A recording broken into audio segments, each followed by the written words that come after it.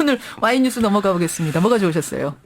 검찰 인사와 관련된 얘기입니다. 검찰이 이르면 오늘쯤 대규모 검사장급 인사를 단행할 예정인데요.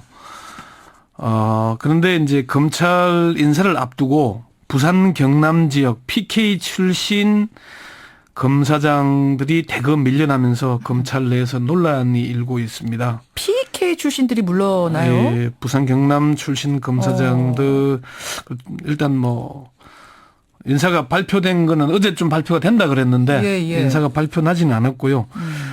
이미 사표를 낼 사람들은 대부분 사표를 제출했기 때문에 오늘이라도 인사가 있을 가능성이 높습니다. 그래요. 예. 자, 그럼 오늘 와인 뉴스 주제는 PK 출신 검사장들 왜 모조리 옷을 벗기나 뭐 이렇게 되겠네요. 네네. 그래요. 사표를 대부분 냈어요? 냈습니다. 이제 이게 사실 검찰 내부 문제이긴 한데 검찰 내에 고등검사장 자리가 9개거든요. 예. 근데 부산 경남 출신이 2명이었습니다. 그런데 이번 인사를 앞두고 사법연수원 17기인 김경수 대구고검장 또 17기인 조성욱 대전고검장이 사표를 제출했습니다. 또 고등검사장 승진 대상자인 사법연수원 18기에 PK 출신이 2명이 있었습니다. 예. 강찬호 수원지검장, 정인창 부산지검장 2명 다 사표를 냈습니다. 역시. 고등검사장 승진 대상인 19기에는 PK 출신 검사장이 한 명도 없습니다. 그러니까 고등검사장 9자리 중 PK 출신은 단 한 명도 남지 않게 되는 거죠. 또 법무부가 발표한 공식 브리핑 프로필 자료에 따르면은 예.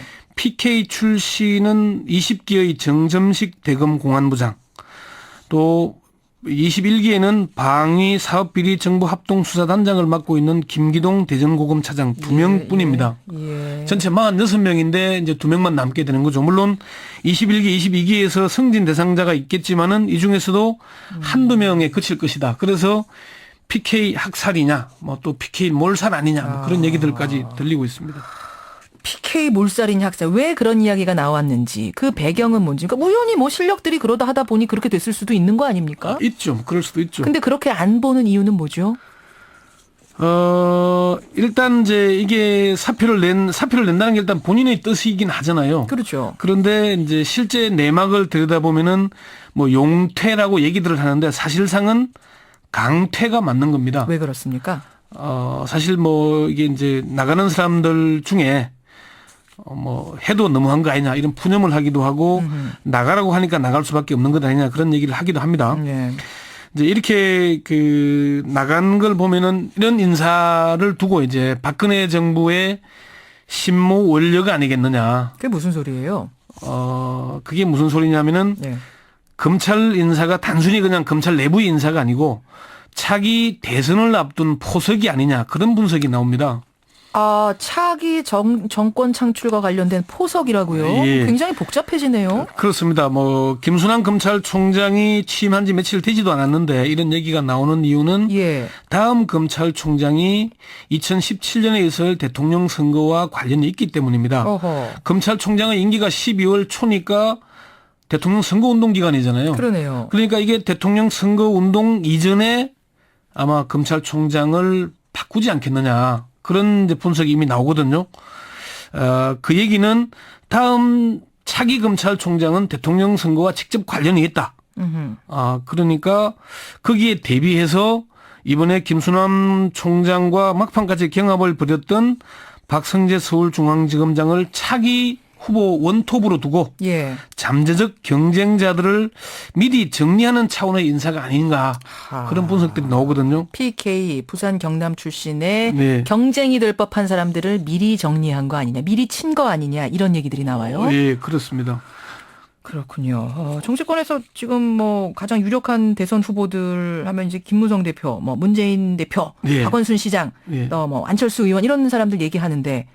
그러고 보니까 다 PK네요. 예, 다 PK 출신들입니다.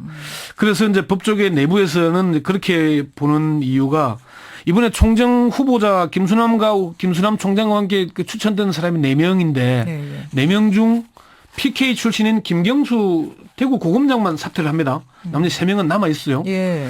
그리고 또 그 18기에서도 뭐 강찬호 수원지검장, 정인창 부산지검장 같은 경우에는 잠재적 총장 후보군으로 분류되던 사람들인데 예. 이런 사람들을 이제 밀어내니까 그런 분석이 나오는 것이고요. 그래서 이게 그 여권 내부에서는 차기 검찰총장 후보가 잠재적 대권 후보자들과 연결되는 것을 우려하고 있다. 그런 얘기들이 나오거든요. 그렇군요. 한 검찰 고위 관계자가 차기 검찰총장이 대선 시기에 중립적인 태도를 취한다면 어떻게 되겠나 이렇게 반문을 하더라고요. 검찰총장이 여권의 편을 들지 않고 중립적인 입장에 선다는 것은 야권의 편을 드는 것과 마찬가지 아니겠습니까? 예. 검찰총장이 사실은 뭐 정치적인 중립을 지켜야 하고 특정 후보의 편을 들어서는 안 된다는 건 원칙적인 얘기 아니겠습니까? 그렇죠. 그렇지만 실제로는 여권의 입장에서는 여당의 입장에 서줘야 되는데 네. 그렇지 않다면 문제가 되니까 그래서 그걸 감안해서 이미 인사를 한 게 아닌가 그런 분석들이 나오는 겁니다. 너무 정치적으로 분석하는 거 아닙니까? 좀 나간 분석 아니에요? 뭐 그럴 얘기들도 있습니다만은 박근혜 정부에서는 사실 그와 비슷한 일을 당한 전례가 있지 않습니까? 어떤 전례죠? 박근혜 정부 출범 직전인 2013년 2월 7일 열렸던 검찰총장 후보 추천위원회에서 예. 당시 당선인이던 박근혜 당선인의 의중과 달리 후보자 3명이 추천이 됐습니다. 아하. 그중 한 명이 최동욱 검찰총장이 지명이 됐죠. 그러네요. 그런데 최동욱 검찰총장이 취임 14일 만에 서울중앙지검에 특별수사팀을 꾸려서 국가정보원의 대선 여론조사 조작 및 정치 개입 의혹 사건을 수사하도록 했지 않습니까? 그렇죠. 뭐 그 이후 일은 잘 아시죠? 예. 최동욱 검찰총장이 혼외자들 문제로 쫓겨났죠. 예.